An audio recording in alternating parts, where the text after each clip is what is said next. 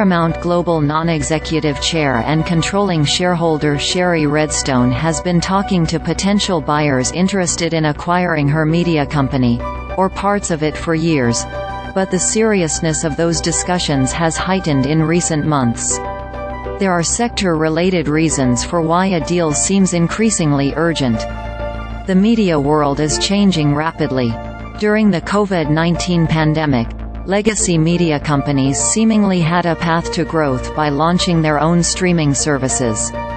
But Wall Street turned its collective back on that narrative after Netflix growth stalled in 2022, leaving companies such as Paramount Global twisting in the wind. Paramount Global's flagship streaming service, Paramount Plus, has successfully accumulated 63 million subscribers, and it's still growing. But it's also still losing money, albeit not as much as it used to. Third-quarter streaming operating losses were $238 million. A year ago, they were $343 million. Without a clear growth narrative, Paramount Global has struggled as a publicly traded company. Shares are down 56% in the past 2 years. This has piqued the interest of some private equity firms and other potential buyers, including David Ellison at Skydance Media and media mogul Byron Allen.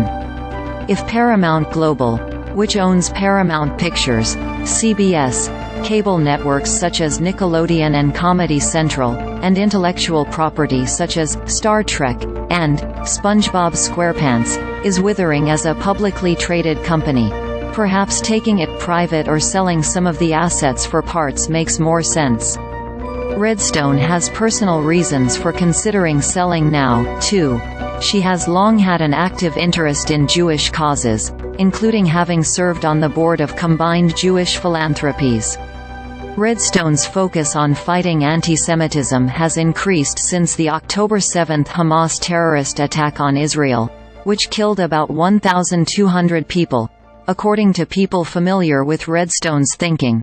"Look, I'm not doing well, to be honest," Redstone told The Hollywood Reporter in October. "I think there are no words to describe what took place, and all I do every day is try to do something that's going to make a difference and help people." Then there's a significant financial consideration related to National Amusements Inc., or NAI, the holding company that owns the majority of Paramount Global's voting shares. When Redstone's father, Sumner Redstone, the founder of National Amusements, died in 2020, Shari Redstone inherited his shares. National Amusements, directly or indirectly through subsidiaries, owns 77% of the Class A voting stock of Paramount Global and 5.2% of the Class B common stock, constituting about 10% of the overall equity of the company. According to tax law, Shari Redstone must pay taxes on the shares tied to their value at the time of her father's death. That amounts to more than $200 million. According to a person familiar with the matter.